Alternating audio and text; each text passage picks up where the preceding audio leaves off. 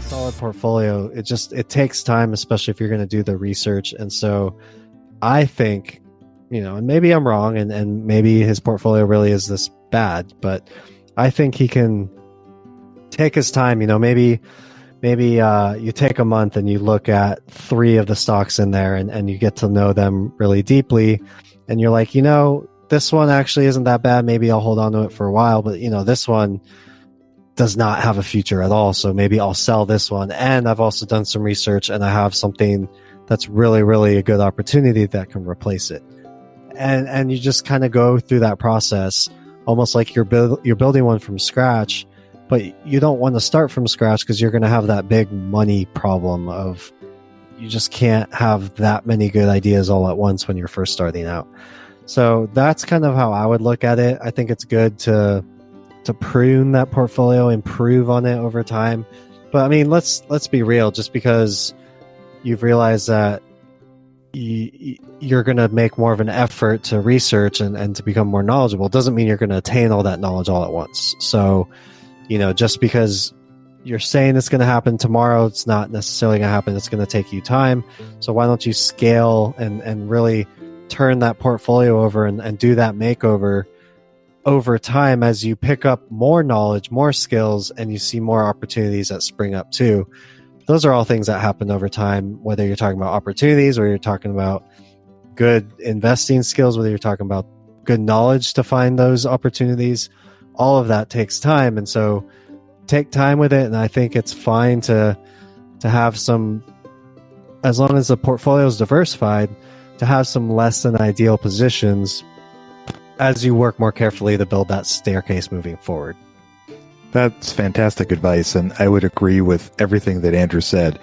The only couple things that I guess I would probably add from my viewpoint would be to think about, first of all, that if any of the companies that you have bought are not doing as well as you think they should, or as you learn more about them, you can use them as learning examples, because nothing is going to focus your attention and your interest more when you have skin in the game. So when you have the money that you've worked hard for and you've bought those companies and they're not doing as well as you think they should, or if as you learn more about them, as Andrew was recommending, that you don't see that they have long-term potential, you can also use that information as a way of learning so that the next time you pick something, you can think about the circumstances that led you to pick it the first time and maybe what went wrong and why it wasn't working. And I think one of the things that probably isn't talked about enough is the opportunity to learn from our mistakes. And I think that's one of the greatest ways to learn. I'm not saying that we should all go out and make mistakes. Lord knows I've made my share of them. But the cool thing about those is if you reflect on those, there's a lot of education and a lot of growing and a lot of knowledge you can gain from any mistakes that we do make.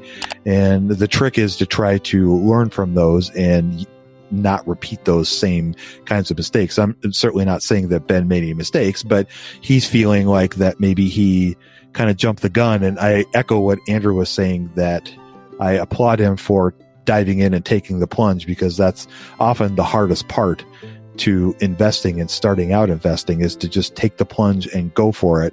And then once you get your feet wet, then you can start branching out.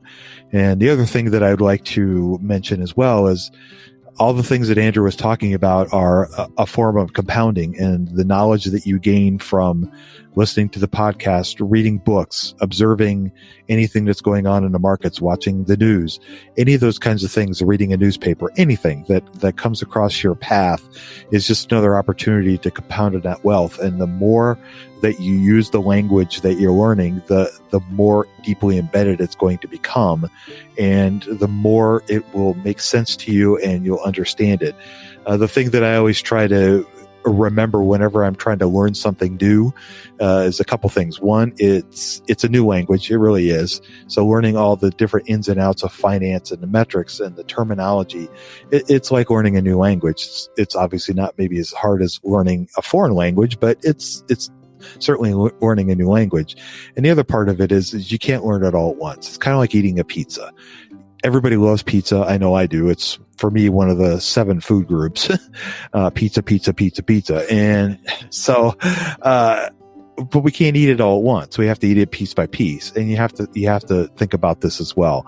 It does take time to learn all these things, but you can do it. And as you eat each piece of pizza, it becomes better and better. Same thing with the knowledge. The more that you work at this, the more it's going to stick with you, and you'll become a lot better investor. And that's really what it takes, is just time and patience. Yeah, give him some encouragement for having that courage to realize that, maybe his portfolio needs some improvements. Well, absolutely. So I will talk about a company that I bought and sold because basically my whole idea around the company was wrong. And that company was GameStop. And so this was pre, a couple weeks ago. Now that we're recording this episode, this was actually a few years ago.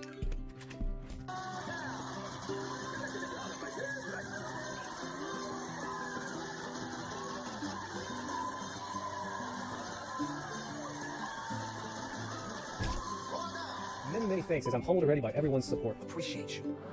I'm just Interested chilling. in stock investing, M1 Finance is offering a special limited time promotion. If you sign up with my M1 Finance referral link, which is also in the video description, and make a $100 deposit, both you and I will receive $30. We'll bring you here, click claim your free stocks now. You have to add $100 to even get the stocks in general. After you add the 100, you can withdraw the 100, you can claim your 2 free stocks, which is usually $20 to $50. You can get $18.50, but most likely you won't. You will get free money. If you want free money, click that, add $100 to your Webull account. Maybe use the Webull platform as your main trading platform. Totally free. You can just sign up with Microsoft, Visa, Johnson & Johnson. All you gotta do is sign up for my link down in the description, sign up for Robinhood. All you gotta do is fill out some information about yourself and link your bank account, and literally that's it. That's all you gotta do.